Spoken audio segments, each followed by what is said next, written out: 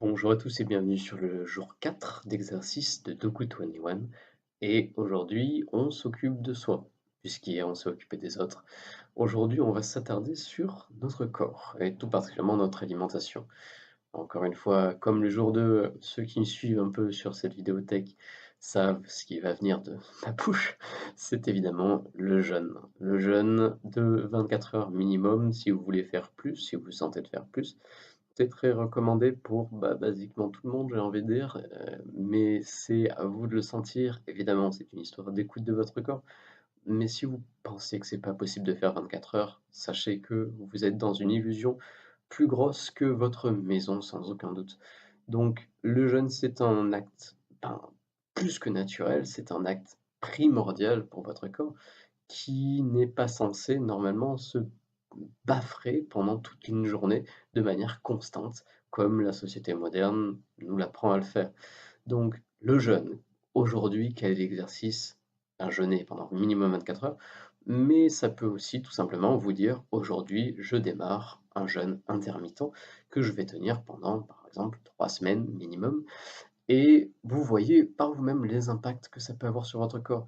Alors précisons qu'au plus la période est courte, au plus vous en tirez des bénéfices, puisque le jeûne, c'est avant tout une histoire de switch de mode, entre guillemets, français, entre guillemets, ça va se traduire, j'imagine, façon d'alternance de fonctionnement pour le corps. Autrement dit, il y a un mode jeûne où le corps va faire le nettoyage, l'entretien et ben, toutes les tâches qu'il ne peut pas faire quand il digère ou quand il a trop de sucre dans le sang. Et ben, l'autre mode, c'est le mode que la plupart du temps on connaît de manière constante, sauf pendant la nuit et encore.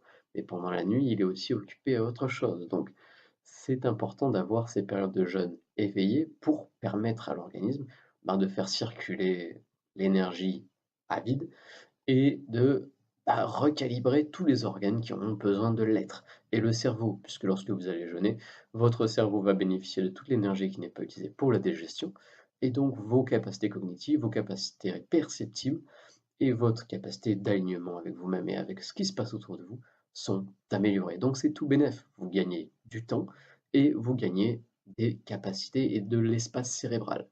Donc l'excuse selon laquelle on n'a pas le temps de jeûner, évidemment, n'existe pas. Vous gagnez du temps de manière absolue en jeûnant.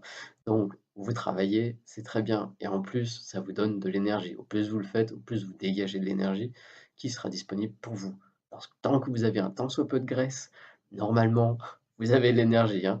C'est juste le manque d'habitude qui va faire en sorte que, voilà. Et s'il y a nettoyage, il y a peut-être son passage qui va pas nécessairement être très agréable comme tous les nettoyages intérieurs.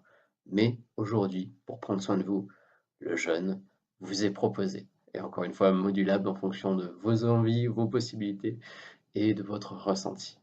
Quoi qu'il en soit, encore pour aujourd'hui, c'est à vous de jouer. Merci beaucoup d'avoir regardé cette vidéo et merci de la mettre en application autant que possible.